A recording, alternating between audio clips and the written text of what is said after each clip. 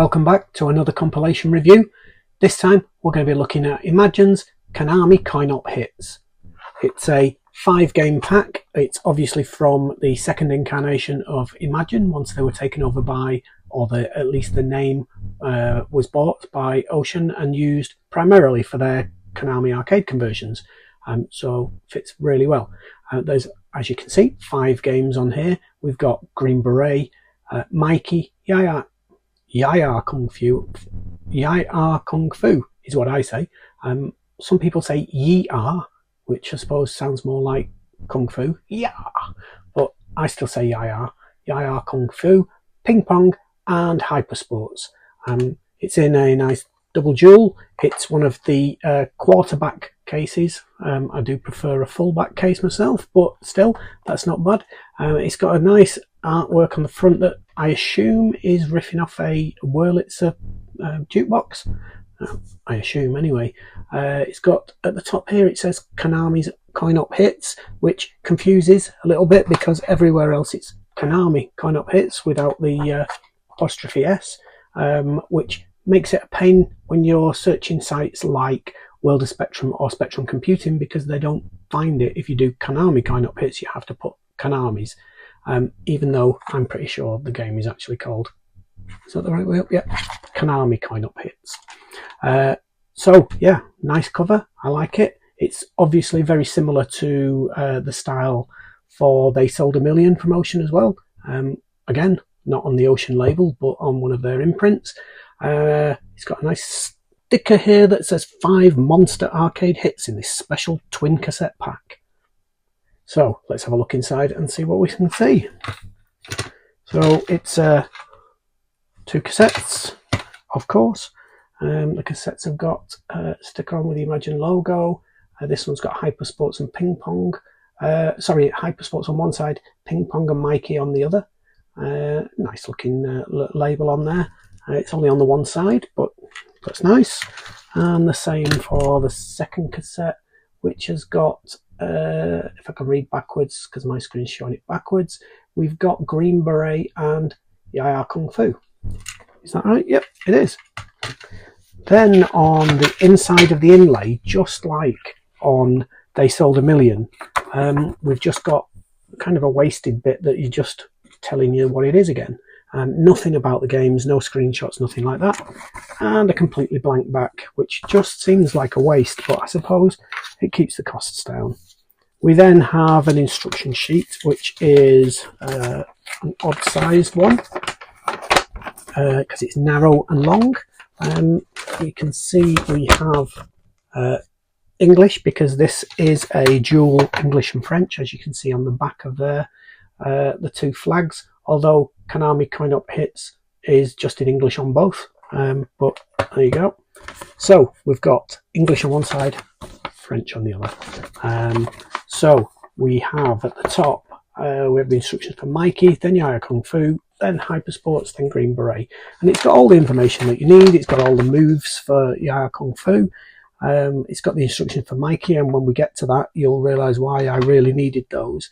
All the different events for Hyper Sports, and Ping Pong, which is another one that is not quite as intuitive as you may expect when you first start playing. It becomes very easy once you do, but initially it can be a bit confusing, so those instructions were worthwhile as well.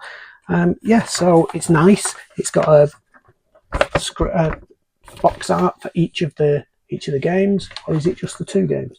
Oh, you know, it's just 2. It's just Mikie and Green Beret. But no, it's nice, printed out nice. It folds nicely and gives us the heading, so can't complain about the packaging. So it's 5 games. It retailed, I believe, at £9.95, but we'll validate that when we get to it. And I've been very excited to play this because I do know from back in the day, I've played all of them before, and 3 of them I was a big fan of. So really looking forward to this. I expect good things. Let's hope time has been kind. So here we have Konami Coin-Op Hits, 5 conversions of Konami arcade games from 1984 and 1985. Konami, along with Atari, were probably the two biggest names in arcade games to Europeans around the time. So it was a great coup for Ocean to buy the licenses, and it was inevitable that they'd end up being packaged together and released in time to be on many young gamers' 1986 Christmas list. Priced at £9.95, the collection also saw releases for the Commodore 64, Amstrad, BBC, and even the Commodore 16, though the Beeb was missing Ping Pong and the C16 omitted Mikie. If you're interested in getting the skinny on the Commodore 64 version, then you can head to @witchfinder1976 on YouTube, where you'll find a full review of the collection. But that's enough chit-chat. Let's put on our fatigues, sharpen that stabbing knife, and step into the shoes of a Green Beret. Released in 1986, Green Beret is a faithful conversion of Konami's Run and Gun or Run and Stab arcade game. Written by the late great Joffer Smith, it features an excellent F. David Thorpe loading screen based on Bob Wakelin's wonderful comic book box art in the vibrant Imagine livery.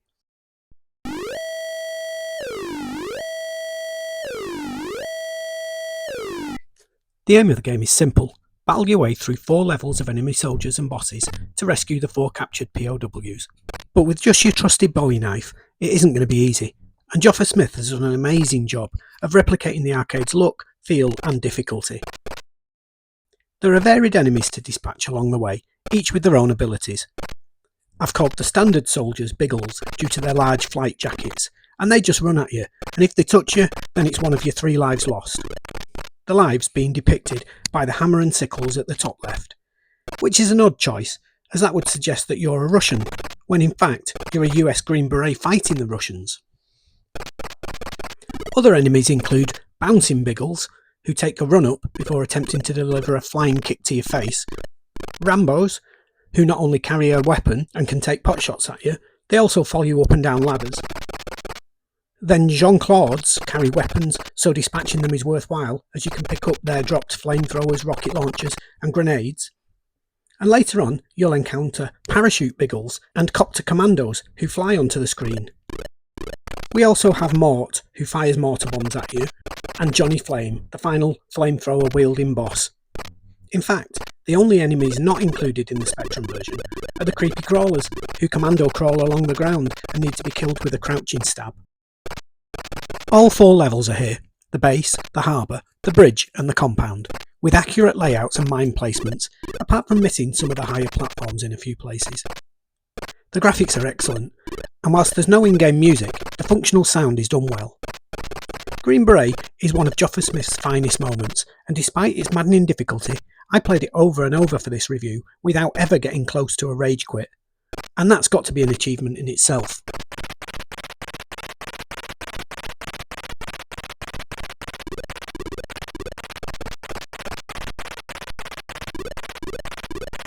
With only very minor changes made to accommodate for the Spectrum hardware, Green Beret is a great start to Konami's Coin-Op Hits, so let's see if the other games can keep up with it.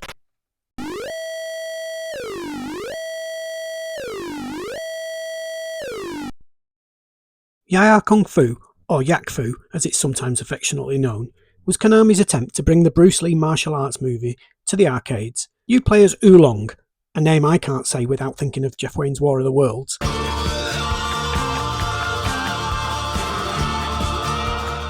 And you must fight your way past 11 combatants to be crowned Yie Ar Kung-Fu Grandmaster.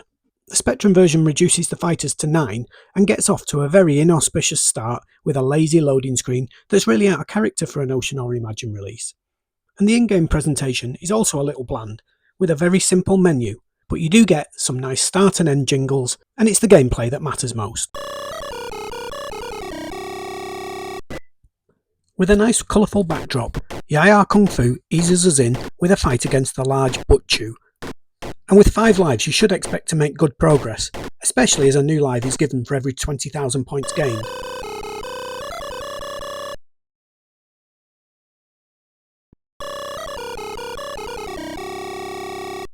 After Butchu, we have the shuriken throwing star, but if you stay close enough, the projectiles won't bother you.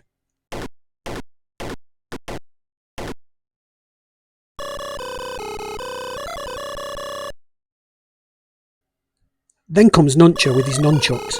Again, staying close is the key.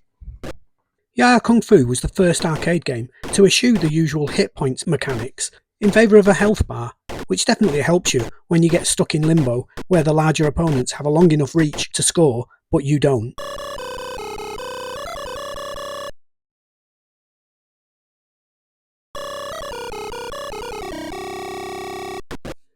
Pole wields a big stick, and he's more than happy to use it.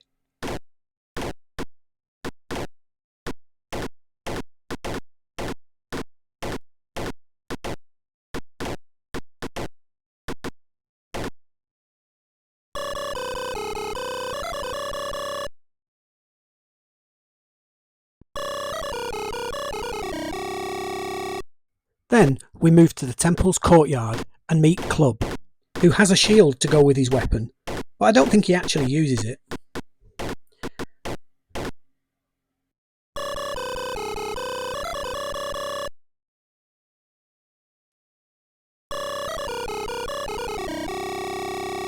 I found that things started to get a little tricky with Fan, and I didn't manage to beat her on the 2 or 3 games I had for this review, but with a little practice I'm sure I could resolve that.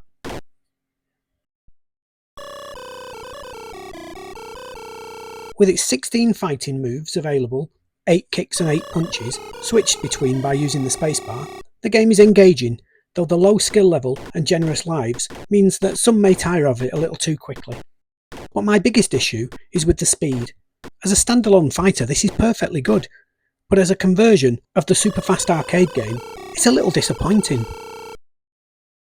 But the nice graphics and animation do make up for this somewhat, and if anything, I think the sprites are bigger on the Spectrum than they are on the arcade or other 8-bit ports.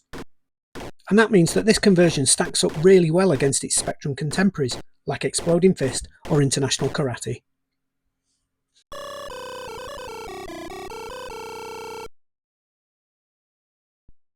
Ping Pong is one of those games that I had no idea was an arcade conversion when I first played it in 1986.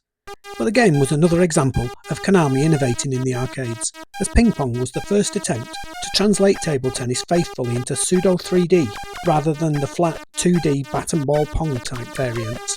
Featuring an excellent theme tune by Martin Galway, the in-game presentation is really good, with a great representation of the arcade game's arena, maybe a little more zoomed in, but that just means a bigger play area.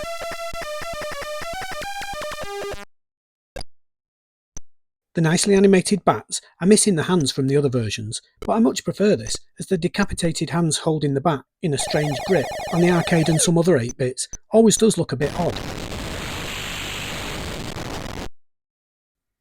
The controls take a little getting used to at first, with the shot types being controlled with the joystick directions and your movement automatically controlled for you. The fire button, when held, gives you the option for a backhand, which is essential when you need to hit the ball back across the table from left to right.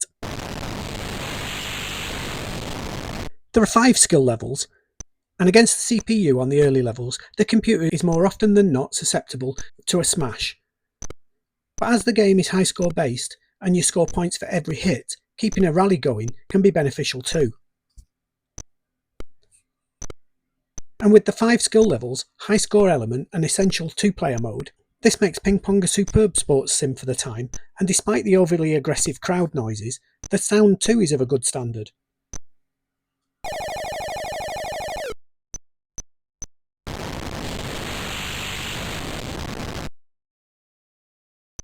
And all of that means that Ping Pong still remains to this day the Spectrum's best interpretation of the sport and one of my all-time favourite 2-player Spectrum games.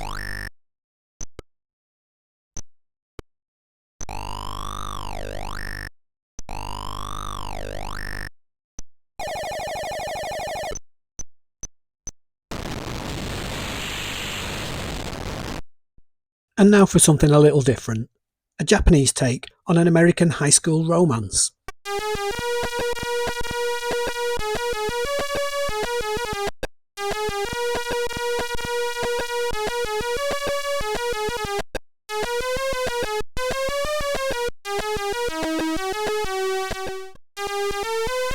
Taking place across 5 areas of a high school, Mikie has you controlling the titular Romeo on a quest to woo his crush.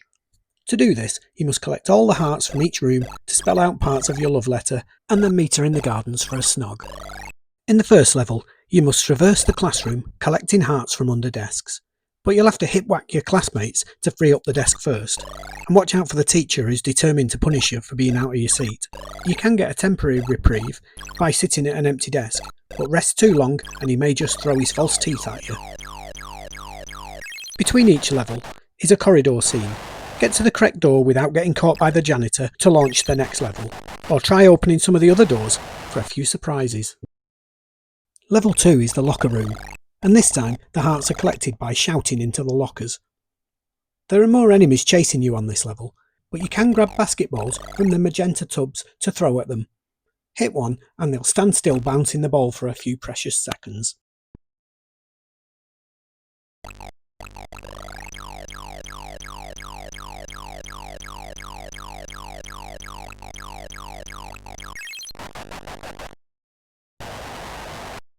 Next, we head downstairs to the canteen.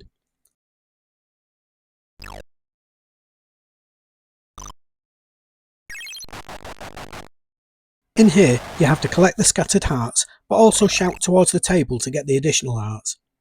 You are able to collect and throw chicken from the tables, but like the basketballs, on the first playthrough, you probably won't need them. Interestingly, although the game was created in Japan, it had to be changed before it could be released there. After a spate of violent altercations at Japanese schools, it was deemed too sensitive a theme, and the game was updated to a new office setting instead.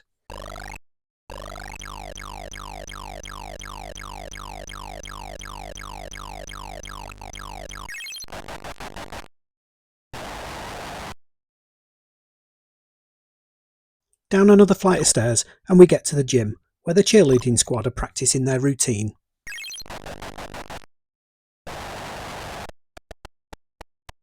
The task in here is fairly simple. Just avoid the teachers whilst collecting the hearts.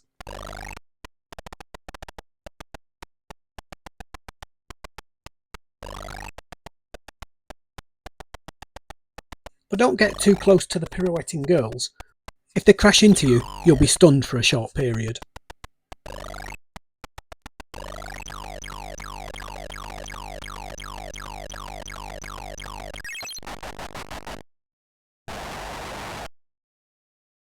All that's left now is to sneak out into the schoolyard.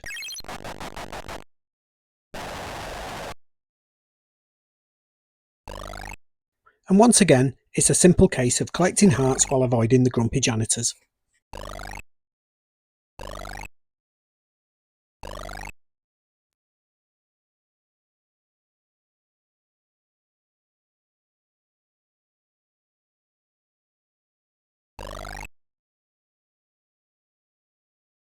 Succeed and you'll finally get the girl.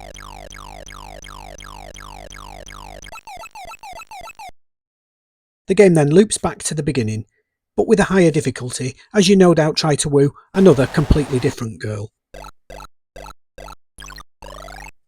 Back in the 80s I only had a nefarious copy of the game and no instructions, so I had no clue whatsoever on what to do, and quickly dismissed the game as girly rubbish.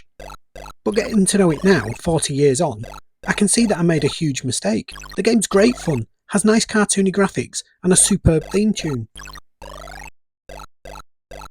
It's coded by the Imagine Dream team of Joffa Smith on the game, Martin Galway on the music, and F. David Thorpe doing the loading screen from Bob Wakelin's cover. If there was a better team than these four making Spectrum games back then, I need to play their games now.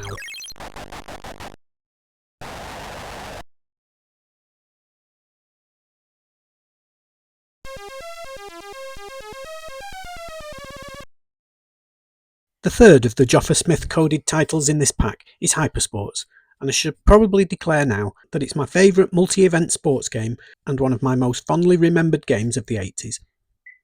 A conversion of Atari's follow-up to Track and Field, the 8-bit releases all only contain the first 6 of the Arcade 7 events, dropping the pole vault, which is a shame, but as Daley Thompson's Decathlon needed a multi-load, maybe it was for the best.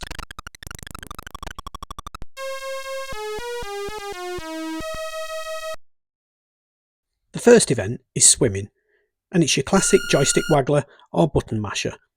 But similar to track and field's hurdles, you do need to time a button press, this time to take a breath. Hitting the qualifying mark shouldn't be a problem first time around, with the generous 45-second time limit.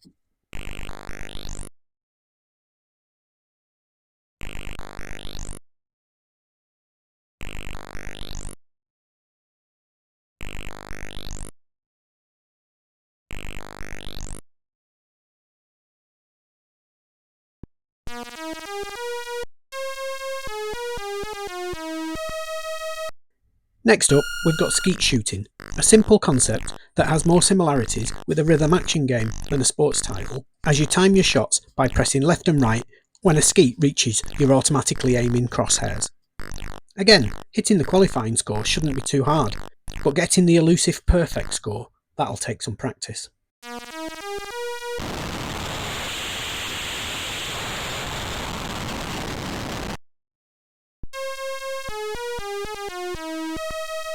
The Vault is one of Hypersport's most iconic events and takes a little more skill. Your run is automatic, so no button mashing needed, yet, but you must time your leap onto the springboard and then again for your handspring off the horse. Then comes the buttons to get your somersaults going, before timing your landing to ideally plant your feet.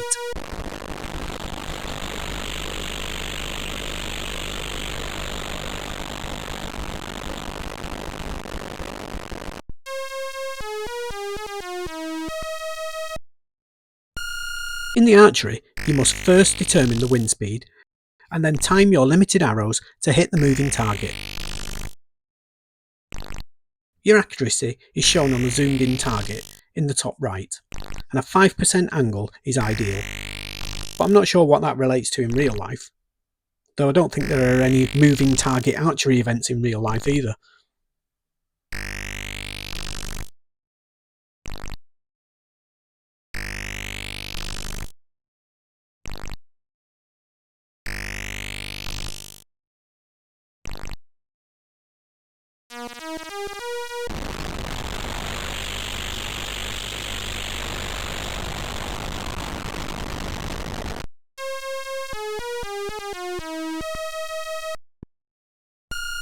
The triple jump comes next, and I always remembered this as being quite tricky, but playing it again on a modern keyboard, it was actually quite straightforward. Build up your speed and then perform 3 jumps by holding the fire button until you get the perfect angle.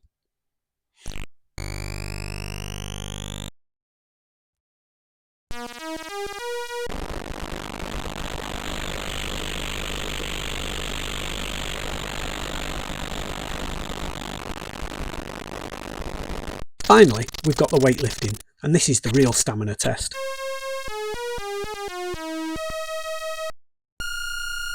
Choose your weight and then waggle or mash until you get the weight up to your chest.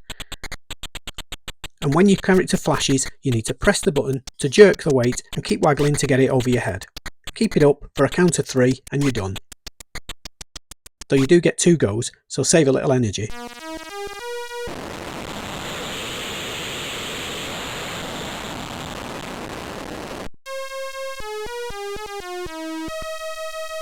The game then loops back to the beginning, but your tired hands and the much stricter qualifying limits make further playthroughs a lot harder.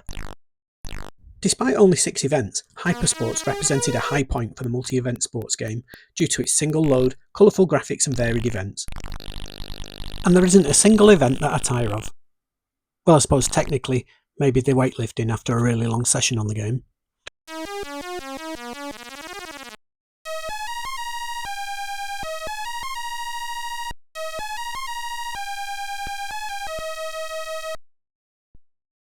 So that's Konami Coin-Op Hits, a superb collection of games that showed both Konami's skill at producing standout arcade titles and Ocean/Imagine's mastery of the Spectrum hardware.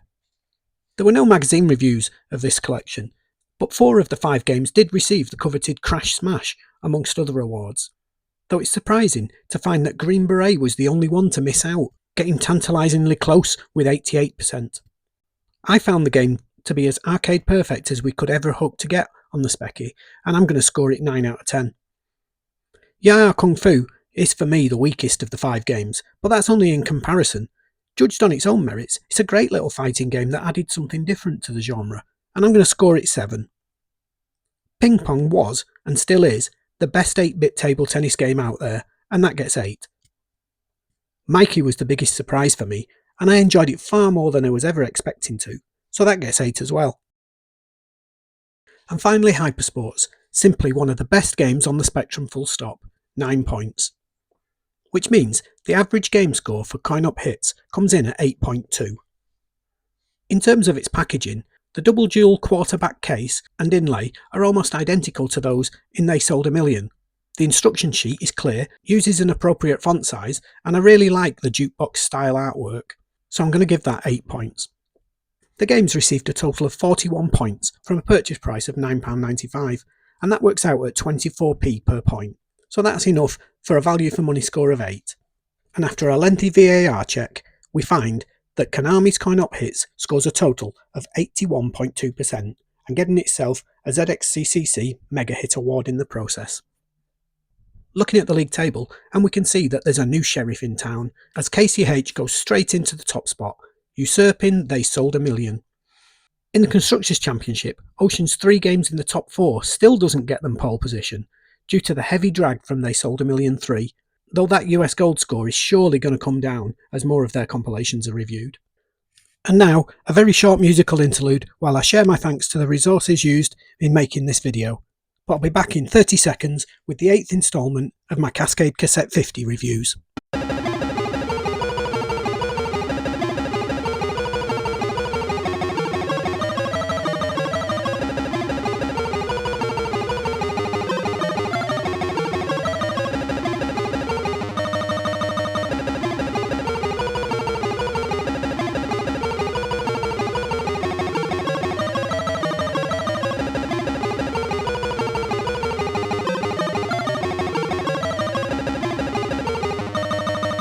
Thanks for sticking with me. This time, in my Cassette 50 reviews, we've got Bowls. We don't know who the author is, but we do know that it was the 6th game on side B of the tape. Okay, so Bowls is played by moving the bowler's arm to increase the distance. We use Y to release, and 6-7. Who said Spectrum games aren't for kids? 6-7 to move up and down. And you can move the other player's ball by rolling over it. So let's get started. Okay, so the first thing we'll do is ignore the horrible noise and just see how many positions there are. It looks like, was that 4 or 5? I think it's 5 different positions you can go for. Let's give it a good old whack. Bit long that though. So, and there's red, so it must be a 2-player only game. So, a bit better from red, still a bit of a distance. Oh, there you go, blue, much nicer. What are you going to do now, red? Take out his blue? Let's give it a go. Yeah, we're taking out one of the reds as well. That wasn't planned. Oh, you can go up and down. Nice work, blue. Here comes red. Let's get a nice close. Oh, we're going to whack them both out of the way, are we? Oh, we slowed down after hitting the first. Blue's gone around. Just got closer to the jack, so blue's in pole. Oh, red's got a little bit closer, but blue's going to have a chance to take him out. Got him. Now what's red going to do? Going to have to get both to stop the blue from winning, or just get closer. Red takes one, but leaves blue in the position. So now we add our scores. Blue's got 1 closest to the jack, so that's 1-0 to blue. We'll put the score in, and then I assume go on to the next end. I know all the lingo, me. Okay, the jack's further away now, down towards the bottom corner. Blue's not got very close at all. Come on, red, you can do better than that. Oh, there we go. Looking good. And blue's still just whacking them up to the top. Come on, blue, get your act together. Listen to me talking like I'm not controlling both of them. Come on, blue. There we go. Oh, that's nice. It's not quite there, but it's a nice shot. Red's going to try and take him out. Missed him. Come on, blue. Get that red one. Get that red one. Oh, the wrong red one. Come on, red. This is your chance now to finish him off. Red's there with just the one, I think. Blue's got another shot. Taken the wrong one out. Come on, Red. You're still in pole. And that's the end of the second end. And it looks like Red's won that one, so that'll be 1 point each overall. So I'm assuming we'll go on to a decider now. Oh, no we won't. The game's crashed. So that's Cascade's Bowls. It's very basic, but I'm not going to lie, I actually enjoyed those two ends. I don't want to play it again, but it's at least an actual game, unlike some of the others on the tape. The horrible noise and the terrible bionic arm graphics drag it down, but as always, for these throwaway basic games, a score of 5 out of 10 would be exceptional, and Bowls scores 2.